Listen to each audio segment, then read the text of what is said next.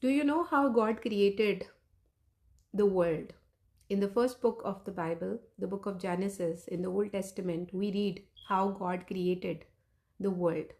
He created the world technically, but just saying the word. He said, "Let there be light," and there was light. God can create all this whole universe by just saying the word. So, don't you think that the word can become flesh too? So, in the New Testament, in the book of John, the Bible speaks that this very word became flesh. He took the human form, which is also called incarnation. And the book of John, it says in chapter 1, verse 4, it says, "In him was life, and that life was the light of men. That light shines in the darkness, and yet the darkness did not overcome it." So in Jesus, in word, there was life. And this life was the light of men.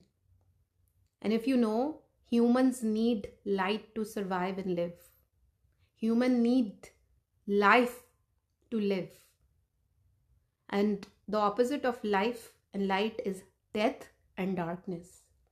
So if you do not have a relationship with Jesus, if you do not have Jesus in your life, so there is a possible chance that you're living in darkness and you are leading your life towards death. Because technically, this word, this Jesus that I am talking about, that is the same Jesus who was the Word in the beginning.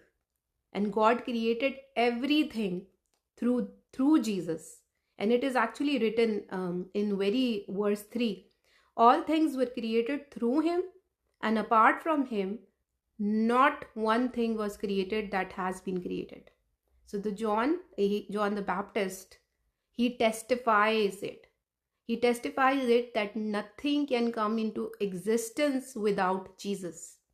And throughout the Bible, we see it many proofs that God created each and everything through Jesus. Maybe Jesus is trying to reach to you through this video. If you have never thought it about, this is the time to accept Jesus. This is the time to have a relationship with Christ.